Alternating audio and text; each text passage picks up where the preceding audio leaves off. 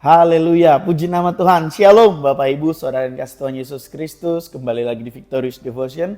Senang sekali bisa menyapa Bapak Ibu Saudara yang dikasihi Tuhan di perenungan singkat pada hari ini. Ya, Bapak Ibu Saudara yang kasih Tuhan, sebelum kita sama-sama membaca dan merenungkan kebenaran firman Tuhan, mari kita bersatu dalam doa. Bapa yang baik dalam sorga, kami mengucap syukur Tuhan untuk hari yang baru. Kami yakin dan percaya Tuhan bahwa hari ini adalah hari yang diberkati oleh Tuhan. Oleh karena itu kami mau mempersiapkan diri untuk kami bisa menjalani sepanjang hari ini untuk menikmati berkat-berkat Tuhan. Tuhan, mampukan kami untuk mengerti, memahami kebenaran daripada firman-Mu sehingga kami tepat seperti apa yang Kau inginkan. Urapi setiap kami pribadi lepas pribadi. Kami mengizinkan Roh Kudus bekerja sebebas-bebasnya dan kami menyediakan hati kami sebagai tanah yang subur sehingga benih-benih firman-Mu itu tertanam, tumbuh, berbuah dalam kehidupan kami. Kami berdoa dan mengucap syukur. Haleluya. Amin. Nah, Bapak Ibu Saudara yang dikasihi Tuhan Yesus Kristus, pada hari ini kita mau sama-sama merenungkan kebenaran firman Tuhan. Namun saya mau mengawali renungan firman Tuhan pada hari ini dengan sebuah pernyataan, yaitu jika kita mengasihi hingga terluka, maka kita tidak akan ada luka lagi. Karena yang tersisa hanyalah cinta. Karena yang tersisa hanyalah kasih. Nah, Bapak Ibu, Saudara yang dikasihi Tuhan Yesus Kristus, bulan ini kita mau sama-sama menikmati tema yang telah disediakan, yaitu Dia harus makin bertambah, aku semakin berkurang. Bagaimana kita bisa di posisi kita semakin berkurang dan dia semakin bertambah? Salah satunya adalah jangan membalas kejahatan dengan kejahatan. Ayat bacaan kita terdapat dalam Roma 12 ayat 17 sampai 19. Mari kita baca, saya bacakan untuk kita semua. Janganlah membalas kejahatan dengan kejahatan.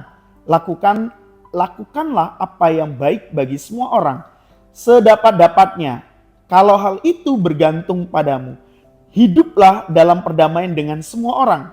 Saudara-saudaraku yang kekasih, janganlah kamu sendiri menuntut pembalasan, tetapi berilah tempat kepada murka Allah. Sebab ada tertulis, pembalasan itu adalah hakku.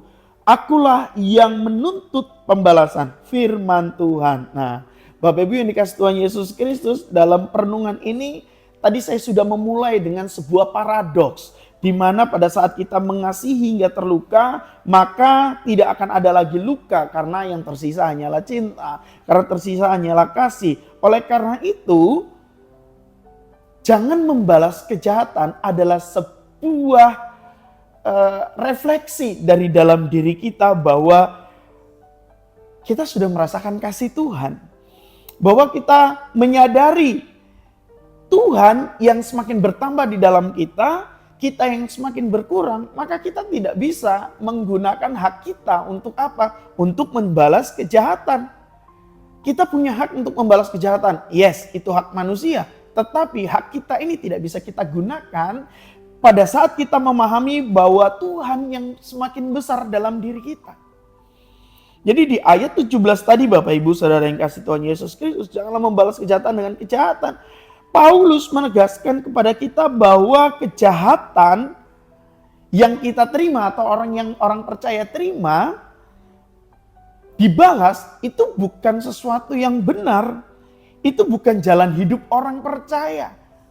Jalan hidup orang percaya bukan membalas kejahatan dengan kejahatan, tetapi membalas kejahatan dengan kebaikan. Itu adalah jalan ninjanya orang percaya. Balas dendam itu bukan respon yang seharusnya dimiliki oleh orang percaya, Bapak Ibu yang dikasihi Tuhan Yesus Kristus.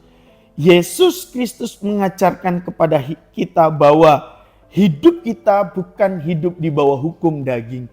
Hidup kita bukan di bawah hukum rimba. Gigi ganti gigi, mata ganti mata. Pukul ganti pukul, nyawa ganti nyawa, darah ganti darah. Bukan, itu bukan jalan kehidupan orang percaya. Jalan kehidupan orang percaya adalah menjalani tindakan kasih. Kita harus dikuasai dengan kasih. Dengan siapa? Kepada siapa? Kepada siapapun. Kepada semua orang. bukan sebagian orang. Nah, Bapak Ibu yang dikasih Tuhan Yesus Kristus, kita melakukan hal yang baik bagi semua orang. Ini berarti kita menunjukkan kebaikan bahkan kepada orang yang menyakiti kita, orang yang berbuat jahat kepada kita, orang yang telah membuat hancur kita. Dan itu merupakan bukti dari kita adalah orang-orang yang hidup di dalam Kristus. Kristus lebih besar daripada hidup kita. Kristus lebih besar daripada hak-hak kita. Hidup kita dipenuhi dengan kasih Kristus. Lalu kalau kita perhatikan lagi di dalam ayat 18, hiduplah dalam perdamaian. Sedapat-dapatnya menunjukkan bahwa usaha aktif yang kita miliki ditunjukkan dengan tindakan nyata. Dengan apa? Dengan menjaga perdamaian. Dengan memberikan perdamaian. Dengan membawa damai. Berbahagialah orang yang membawa damai karena dia akan disebut sebagai anak Allah. Ngaku anak Allah. Ngaku muridnya Yesus. Ngaku mengasihi Tuhan Yesus Kristus, tetapi tidak ada damai dalam perkataan, tetapi tidak ada damai dalam tindakan. Bukan membawa damai, malah kehadiran kita membawa kerusuhan, membawa perpecahan. Itu paradoks dengan apa yang kita katakan, dengan tindakan kita. Jadi hiduplah dalam perdamaian. Paulus itu realistis, Bapak Ibu yang dikasih Tuhan Yesus Kristus. Mungkin pendamaian tidak selalu terjadi. Mungkin hidup kita memiliki pilihan untuk melakukan kejahatan. Tetapi realita di dalam kehidupan kita dengan apa yang seharusnya firman Tuhan katakan, ya kita harus menjalani apa yang firman Tuhan katakan. Itu hukum. Itu adalah sesuatu keharusan yang harus kita jalani. Jadi tugas kita adalah memastikan bahwa bukan kita penyebab konflik. Bukan kita penyebab dari satu permasalahan, satu pertikaian, perkelahian. Malahan kita adalah agen pembawa damai pada saat ada pertikaian tersebut. Dan selanjutnya di ayat terakhir, di ayat 19. Serahkan pembalasan kepada Tuhan. Yes. Ini puncak daripada kita memahami dia harus makin bertambah. Aku harus makin berkurang. Dan kita tidak membalas kejahatan dengan kejahatan. Pembalasan adalah hak Tuhan, bukan hak kita sebagai manusia.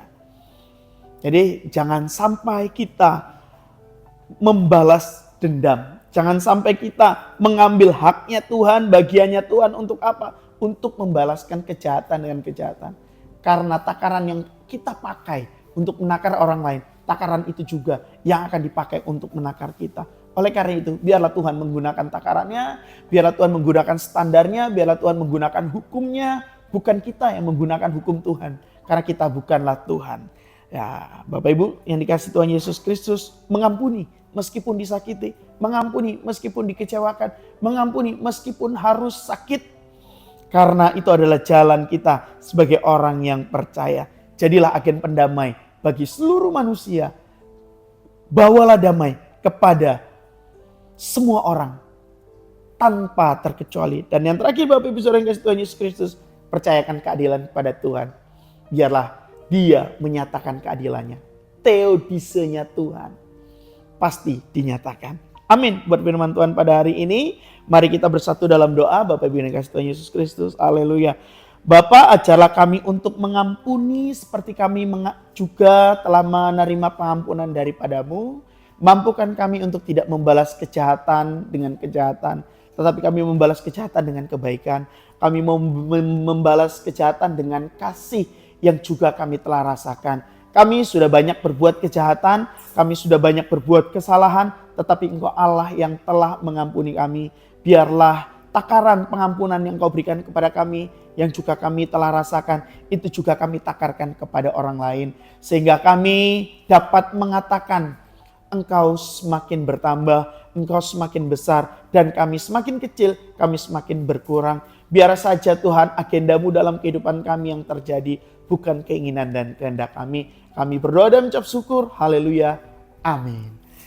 Selamat memberikan pengampunan, selamat mengasihi kepada orang yang berbuat jahat terhadap berbuat orang yang menyakiti kita. Selamat menjadi agen pembawa damai. Sampai bertemu di Victorious Devotion yang akan datang. Salam kemenangan, Tuhan Yesus memberkati, shalom.